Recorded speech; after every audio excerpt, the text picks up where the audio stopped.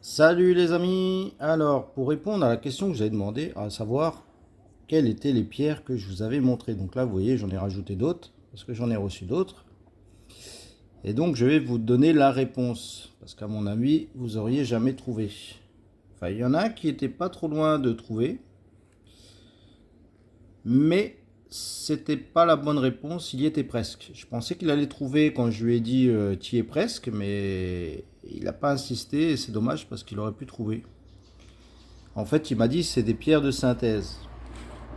Alors, oui et non. En fin de compte, c'est pas de la synthèse. Parce qu'une synthèse, ça ce serait une pierre de synthèse. Supposons que ce serait un rubis synthétique. Là, ce n'est pas du rubis, c'est du cubique de zirconium, c'est-à-dire un oxyde de zirconium.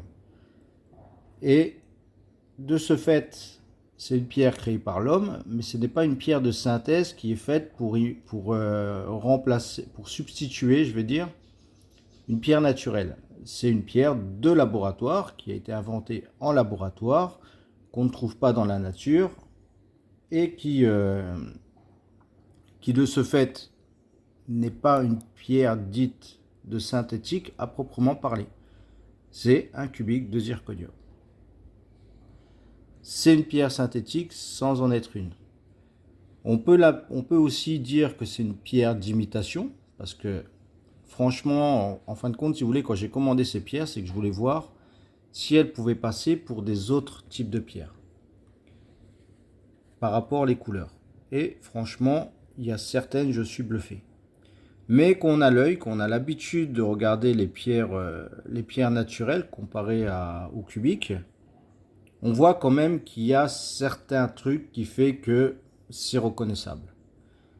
Mais pour vous donner un exemple, par exemple, vous voyez les rouges là, les cœurs que j'ai là, ils passent aisément pour du grenat allemandin. Parce que vous voyez, c'est rouge avec un côté sombre, c'est bien éclatant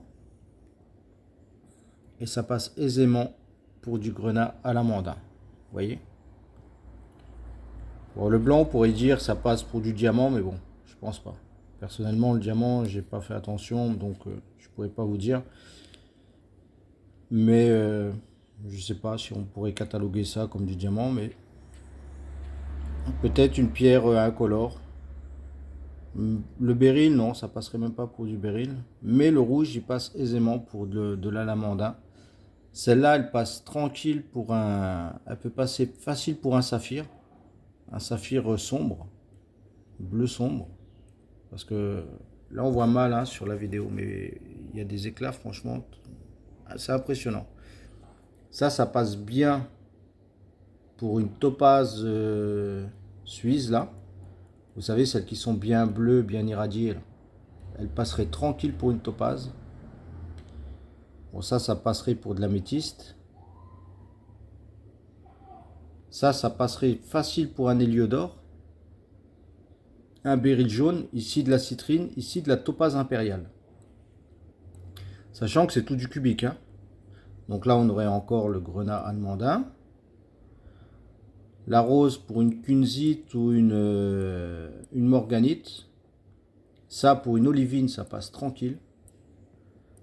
Ça, pour une savorite, ça peut passer aussi tranquille pour une savorite. Et voilà, donc là, on aurait de l'améthyste. Bon, la sombre, la noire, là, ça peut passer pour de l'onyx ou, je sais pas, peut-être... non, l'éclat est pas assez bon pour que ça passe, admettons, pour un zircon noir ou un saphir noir, des choses comme ça passerait pas. Mais peut-être pour de l'onyx, ça pourrait passer. Donc voilà, pour vous dire que faut faire attention qu'on voit des pierres et qu'on se fie par rapport aux couleurs. C'est pour ça qu'il est très dur d'identifier une pierre par rapport à sa couleur. Vous voyez, quand il y en a, ils vont mettre des trucs, par exemple, ils vont acheter ça, ils vont la mettre sur un groupe, ils vont dire, ouais, pour vous, c'est quoi? Alors vous allez regarder la couleur, ouais, bah ça ressemble à ça, c'est taillé en poire, donc ça peut être une topaze, ça peut être un saphir, ça peut être XXX. Il suffit d'avoir une IR, un indice de réfraction, une dureté, etc., etc., pour savoir vraiment ce que c'est.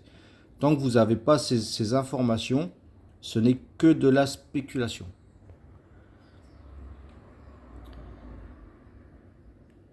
Après qu'on a l'œil, il est assez facile de reconnaître un cubique de zirconium parce qu'à l'intérieur, je ne sais pas si vous allez voir, si j'arrive à attraper, mais à l'intérieur, on a comme des paillettes. En fait, quand on le bouge, on va voir un peu. Vous voyez les paillettes, on va dire, quand ça fait un petit peu style arc-en-ciel. Je sais pas si vous voyez bien. Dans la vidéo, on voit mal. Mais ça fait comme des paillettes. Si vous voulez, il y a la couleur, mais il y a comme un petit truc en plus. Et c'est surtout qu'on les retourne. Je sais pas si on va voir, je vous en retourner 2-3.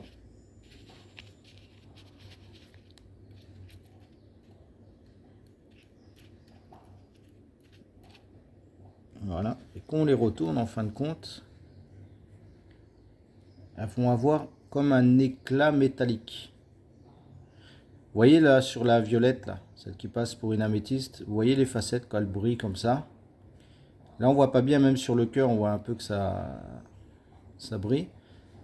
Et ben en fin de compte, quand on regarde en vrai, hein, hormis la vidéo, il y a comme un éclat métallique. Et ça, sur une pierre naturelle, normalement, on n'a pas ça. Donc voilà comment que, quand on a l'œil, l'habitude de voir des pierres naturelles, comparé à un cubique, on arrive à déterminer qu'elle n'est pas naturelle.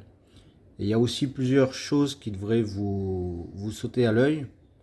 C'est la conformité des tailles. En fin de compte, elles sont toutes taillées pareil. Elles ont toutes la même teinte. Elles ont toutes le même éclat. Aucune inclusion. Aucun défaut. Tout ça, c'est taillé à la machine. Hein. C'est-à-dire, ils prennent en fait, ils font un cubique. Ils le prennent et ils taillent à la chaîne. Donc, quand ils en taillent un, en fin de compte, ils en taillent 100, 200, 300, ce qui fait que ça leur réduit largement le coût de fabrication. Et ça, on arrive à des prix vraiment bas à la revente. Mais il est aisément facile que des gens, admettons, ils achètent ça. Ils fassent un lot, puis ils vous disent, bah voilà, vends l'eau améthyste, fasté, machin, nana, et ils vous vendent ça à un prix vraiment bas par rapport au prix du marché d'une améthyste. Vous vous faites confiance, et vous vous retrouvez avec du cubique de zirconium. Je sais pas si j'arrive à zoomer, si on va réussir à voir ce que je vous disais.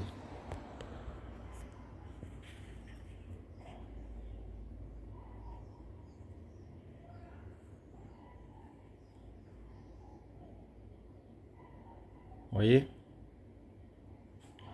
voyez ces éclats comme ça sur une pierre, par exemple sur un grenat naturel, il n'y a pas ça. Mais c'est quand même bien fait, hein. C'est vachement bluffant. Hein.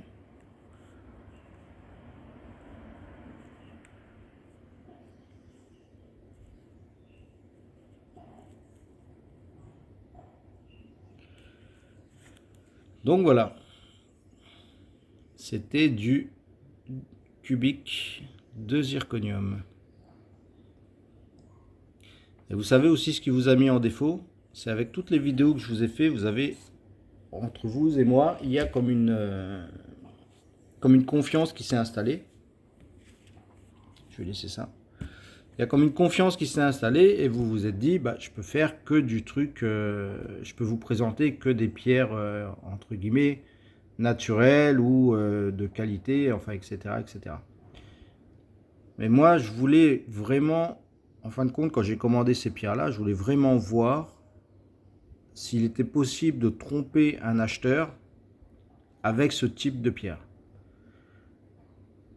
Et si on a affaire à un acheteur qui n'a pas de compétences dans les pierres, il est facile de le tromper.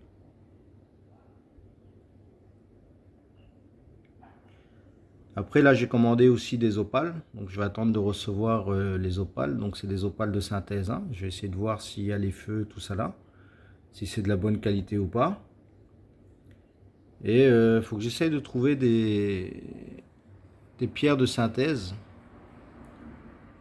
pour voir, mais bon, il faut que j'achète ça à un bon prix quand même, parce que sur le marché, ce type de pierre, ça vaut rien du tout, quoi. Ça, c'est vendu à la pièce, hein, entre 1, 2, 3 euros la pièce, et encore. Enfin, voilà les amis. Si vous avez des questions, des choses comme ça, n'hésitez pas à me mettre des commentaires, je vous y répondrai comme d'habitude. La prochaine vidéo, je vous la ferai quand j'aurai reçu les opales. Et après, j'ai commandé aussi des pierres qui ressemblent, on va dire, entre guillemets, à de l'aigle marine. Et je verrai si on peut les faire passer vraiment pour de l'aigle marine ou pas. Enfin voilà, je vous dis à plus, à la prochaine. Allez, bye bye, ciao.